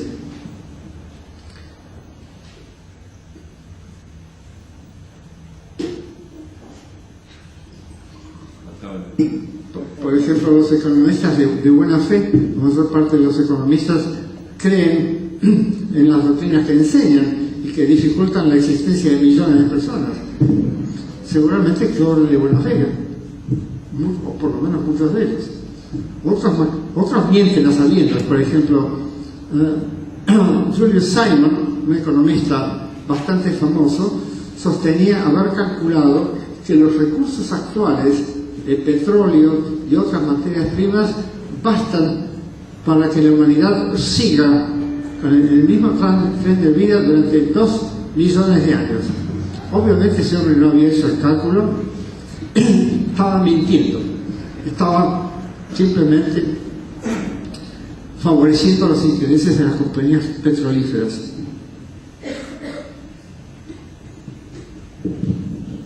¿En qué cree un humanista? ¿En qué cree un humanista? ¿Cuáles son las cualidades o características más importantes que debiera tener un humanista o uno que se autodefine como humanista? Un humanista secular tiene creencias negativas y tiene creencias positivas. No se define solamente por su laicismo, sino que se define también por su actitud frente a sus congéneres.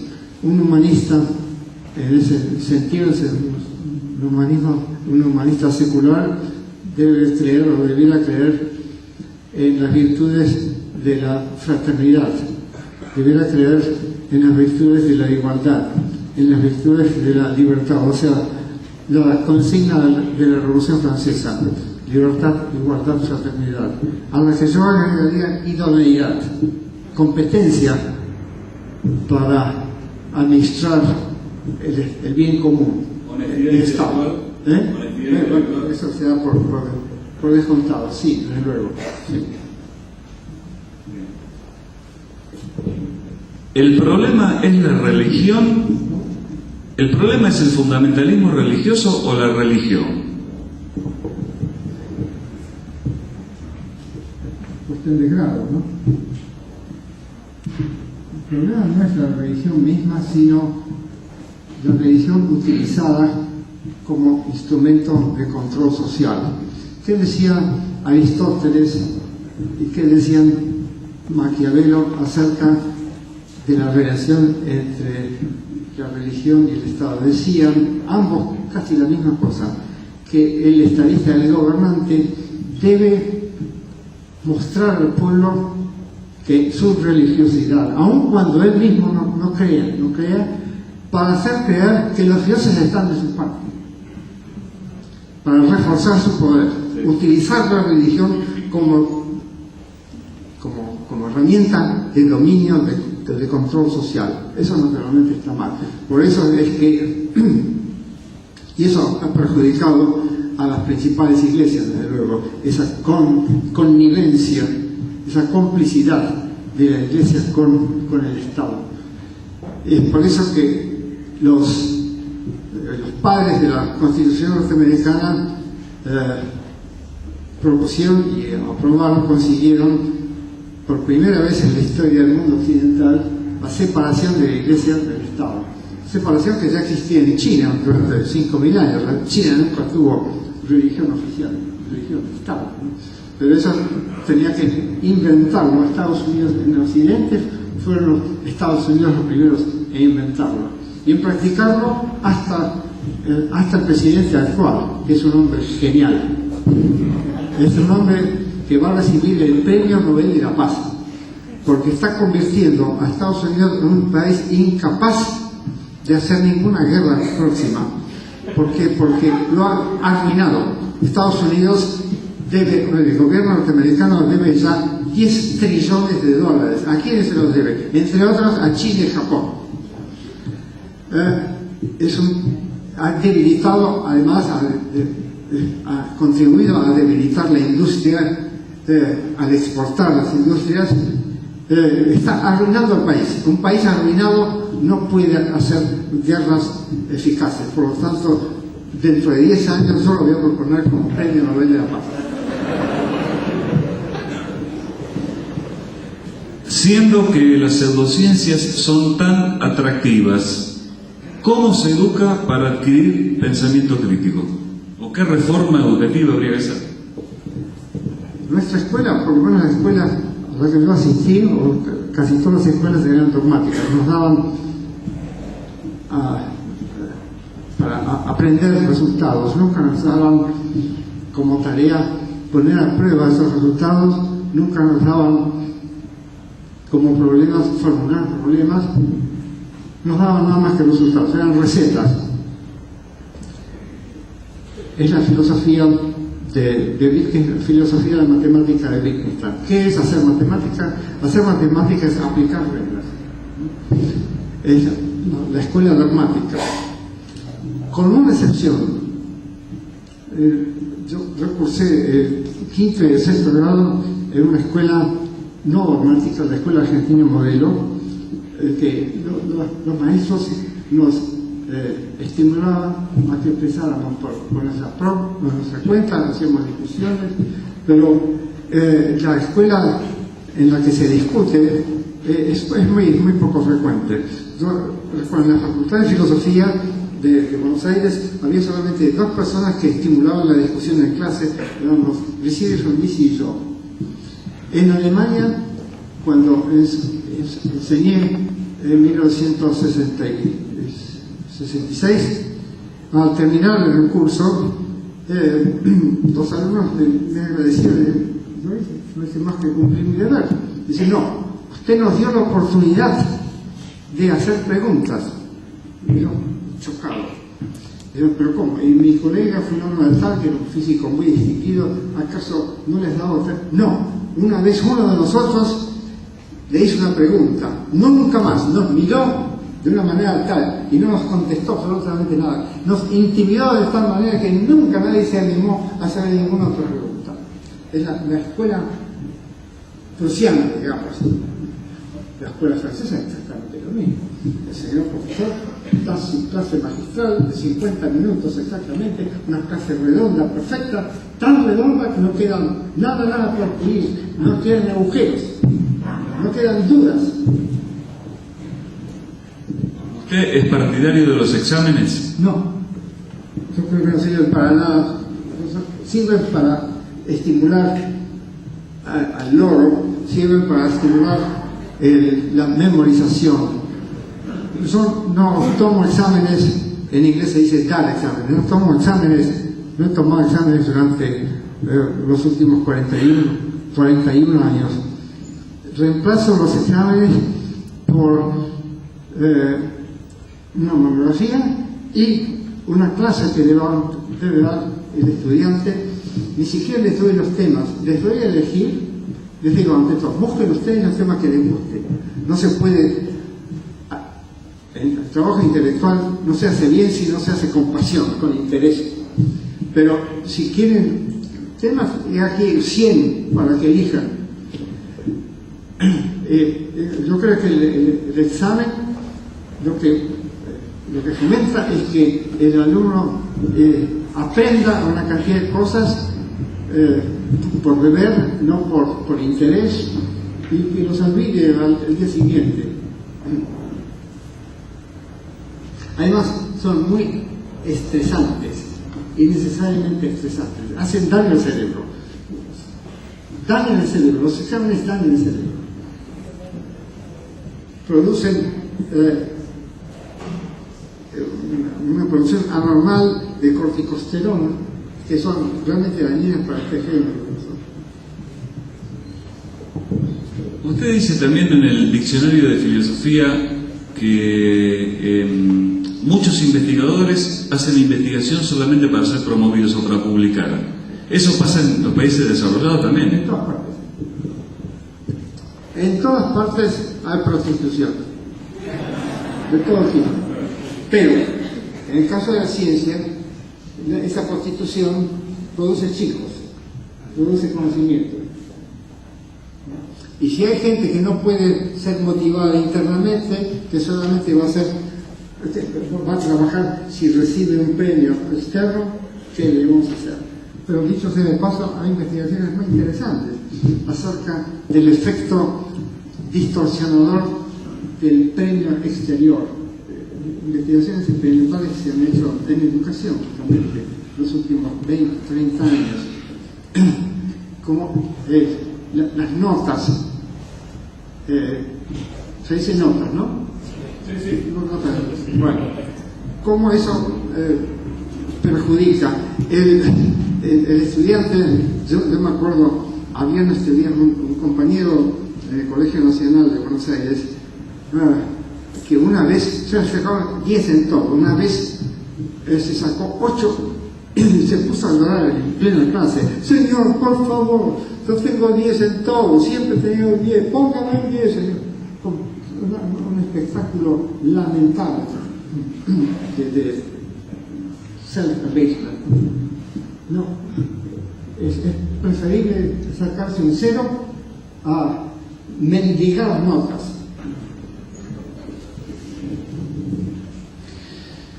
Bueno, ahora nos vamos a meter no sé en qué nos vamos a meter ahora. ¿Qué opina de nuestra presidenta Cristina Kirchner? No me haga preguntas sobre una política que desconozco. Yo me fui de la Argentina en febrero del 63, hace ya 45 años. No entiendo la política argentina, apenas entiendo la canadiense. Pero usted ha escrito algo sobre política argentina. Sí, ¿no? Pero hace ya tiempo, cuando creía entender algo acerca de eso. Ya hace tiempo que no entiendo. Yo no entiendo cómo los argentinos pudieron elegir libremente 2 veces a Carlos Menem, menos aún entiendo cómo pudieron elegir al presidente Bush, y menos aún cómo pudieron elegir a un mascalzone, un furbo como Berlusconi 3 veces. No 2 veces, sino 3. No es un problema argentino, digamos. No. El problema de la estupidez política es universal. Acuérdese que Hitler era muy popular, que Stalin era muy popular, que Mussolini era muy popular. Pero, claro, y había sido elegido, alguno de ellos fue elegido. Sí, bueno, hasta por ahí. En realidad no.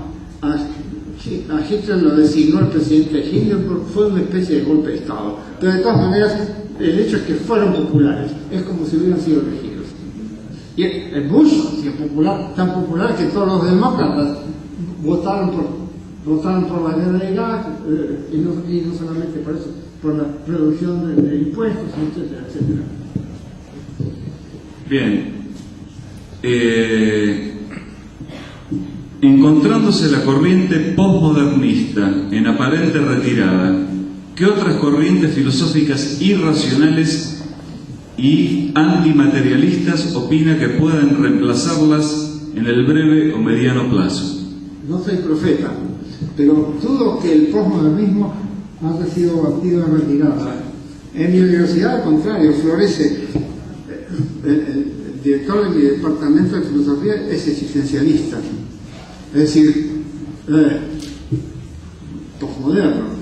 Aquí existe un instituto, Hannah Arendt, muchos atribuyen a Hannah Arendt la maternidad de la posmodernidad. No, yo dudo que haya sido batido en ulterior.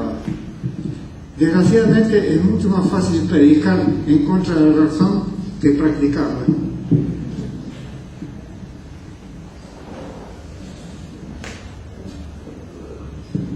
Usted en el libro 100 ideas, en el prefacio del libro, en el prólogo del libro, habla de que sus familiares le reprochaban su falta de tacto, Sí. ¿no? Le decían algo así como, vos no tenés tacto, marucho, ¿no? Pero ellos tampoco se caracterizaban por su tacto, ni mi madre ni mi padre. Entonces de algún lado lo aprendió. Pero le quiero decir, esa falta de tacto, ¿alguna vez le trajo alguna ventaja? No, ninguna. No. ¿Le parece? No, desde el punto de vista evolutivo, no es adaptativo, no, de ninguna manera. Y me arrepiento muchas veces. Por ejemplo, yo he faltado, yo le he dicho a usted lo que pienso del rock. No tendría que habérselo dicho. Mi hijo hoy día me lo reprochó. ¿Por qué tuviste que decirle lo que le dijiste? En efecto, no había ninguna necesidad, porque no estábamos discutiendo sobre el rock, sobre si era música o si era pseudo-música. No era ese el tema. Déjeme explicarle cuál fue la cuestión. Resulta que en un reportaje que le hicieron en el diario Perfil, termina diciendo que la música de rock se hace por puro comercio, ¿verdad? Entonces yo tuve la mala idea de contestarle que no, de que también el tango, el folclore, lo demás era también, no, pero el problema fue cuando le dije a qué rock se refería, si al rock psicodélico, al heavy metal, al rock and roll, le nombré a los Beatles como un cuarteto bastante elogiado por músicos inclusive clásicos y demás. Y Mario me responde que el heavy metal dice que sí, que está de acuerdo en que hay distintas clases de rock, una peores que otras, ¿no? y me dice a su vez que el heavy metal le resulta bestial y que los Beatles le resultan cursis. Y yo soy un fanático de los Beatles. Entonces entramos en esa polémica, eso es lo que quería aclarar. Después yo dije que no, que los Beatles realmente se habían interesado por la música clásica, que habían tenido sus arreglos orquestales, y el que los introdujo en la música clásica fue su productor George Martin, quien impuso cuartetos de cuerdas, arreglos orquestales para temas como For No One, como Yesterday, como Eleanor Rigby y demás. Eso quería aclarar.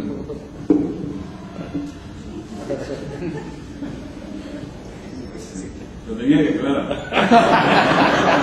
Es cierto. Fanático de los Beatles que tienen los Beatles son cursos.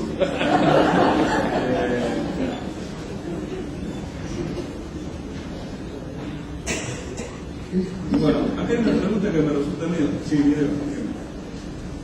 La cursilería es un tema interesante para la estética. Ha habido cursilería, siempre ha habido cursilería, naturalmente. Y ha habido kitsch, arte kitsch, incluso entre los griegos antiguos. Pero no creo que jamás han sido bien caracterizados. Por ejemplo, para mí, gran parte del arte renacentista es kitsch. Pero yo no sabía definirlo. ¿Kitsch se refiere a snow? No. Kitsch es una categoría artística que no se defiende justamente. Usted me pide una definición, no puedo hacerlo.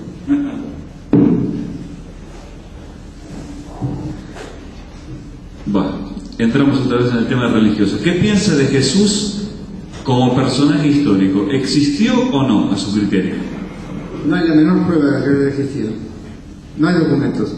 El único documento es una interpolación que parece falsa, muy posterior a su muerte. Pero no importa. Lo que importa es que millones de personas habrán creído, gracias a la organización de San Pablo. Si no hubiera sido por San Pablo, el cristianismo no existiría.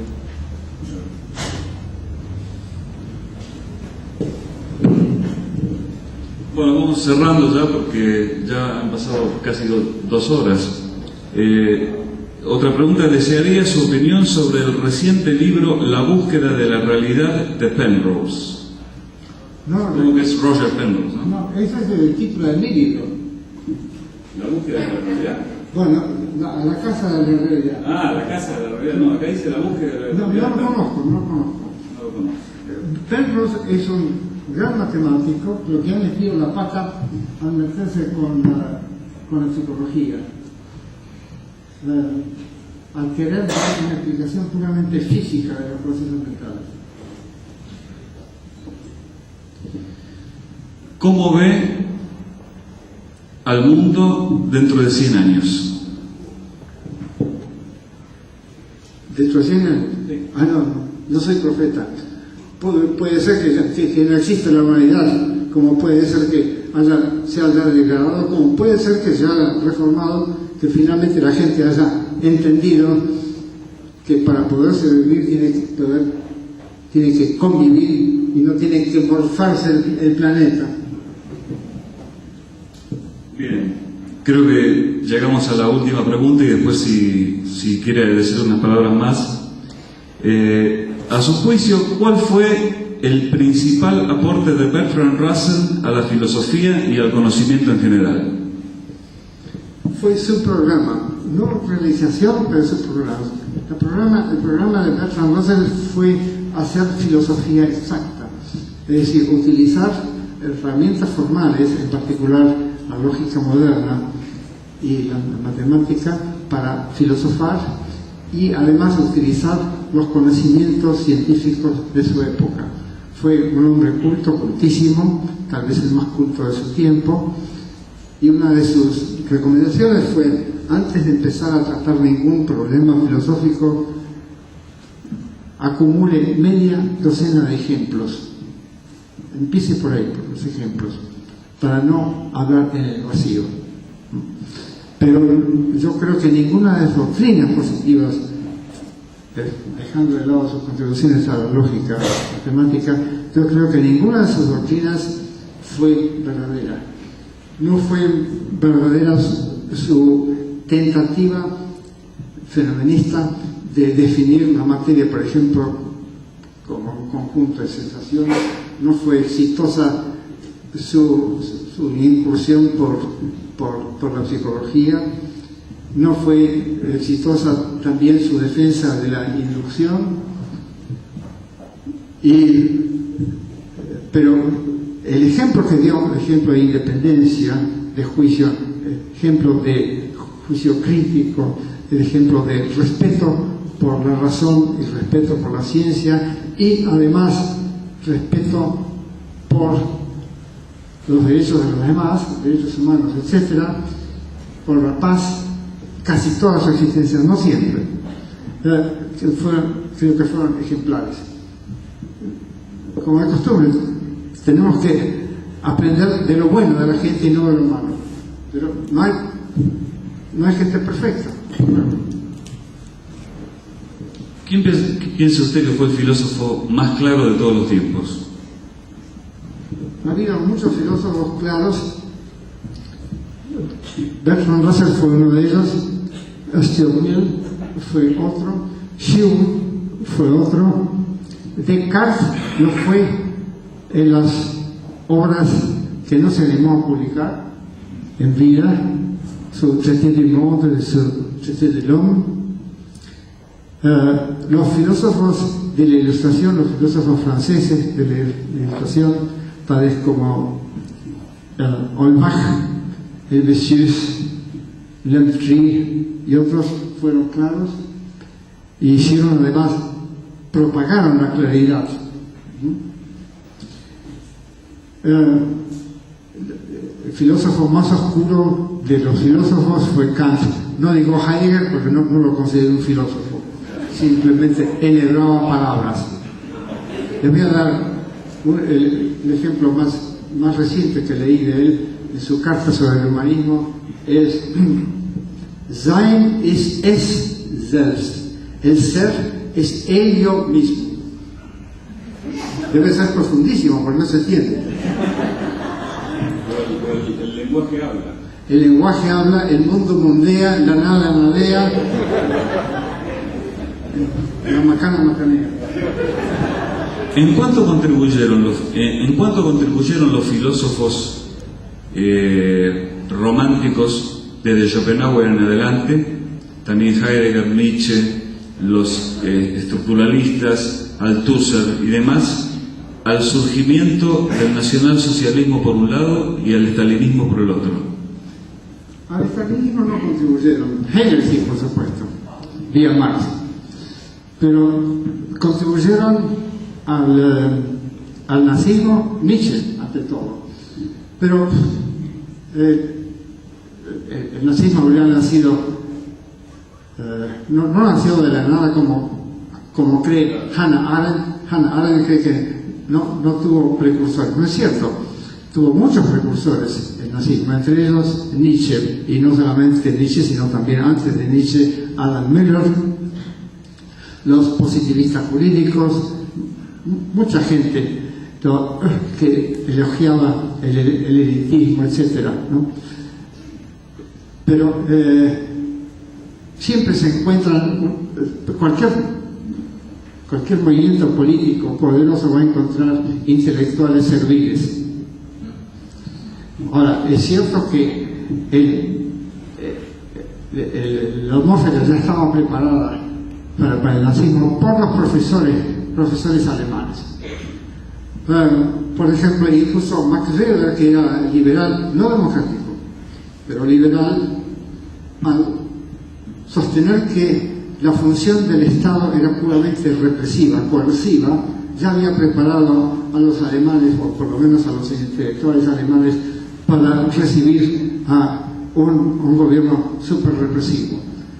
Cuando la historia muestra que la civilización nació, el Estado nació junto con la civilización, y el Estado nunca fue puramente coercivo, también fue protector de los débiles, como lo proclamaba el Código de Hammurabi, proteger de los niños y de las mujeres, y rendía servicios públicos, es decir, administraba el bien público, el bien común. Un Estado que no administre bien el bien común se desacredita y no es apoyado. De modo que esa visión puramente coerciva del Estado, que subrayó Hobbes, ¿no? y Marx también, y Weber también, facilitó de alguna manera el ascenso de la dictadura nazi. Bueno, para terminar, una cosa en la cual usted siempre insiste y a lo mejor quiere terminar con esta reflexión. ¿Por qué el filósofo tiene que saber ciencia y el científico tiene que saber filosofía?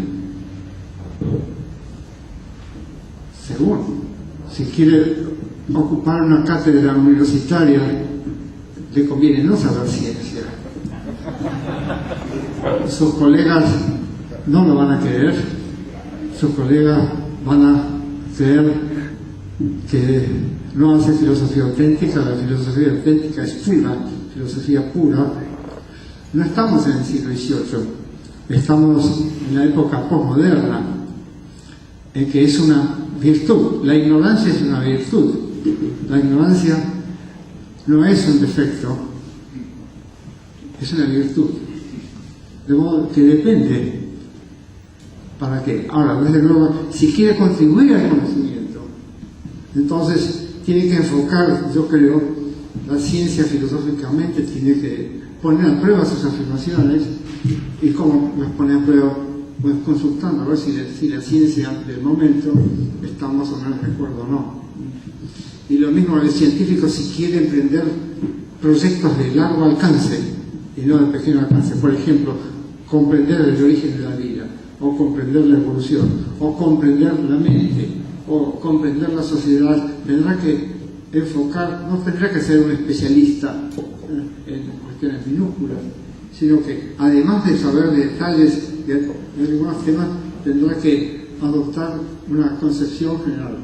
Pero el científico debe ser materialista y realista. Depende. Para ciertas cosas no tiene por qué ser materialista. Por ejemplo, para ser matemático no hace falta adoptar una metafísica, porque la matemática no se ocupa del mundo real. Pero si adopta una filosofía idealista, obviamente no va a investigar, idealista subjetivo, no va a investigar el mundo. Tiene que dar por sentada la existencia del mundo y además la posibilidad de actuar sobre el mundo, y la posibilidad de recibir estímulos, de poder registrarlos y medirlos, etc. Tendrá que ser realista y materialista, ¿no? ¿Alguna reflexión final que quiera hacer? La reflexión final sí, que no debiera haber reflexiones finales. Esa ha sido la reflexión final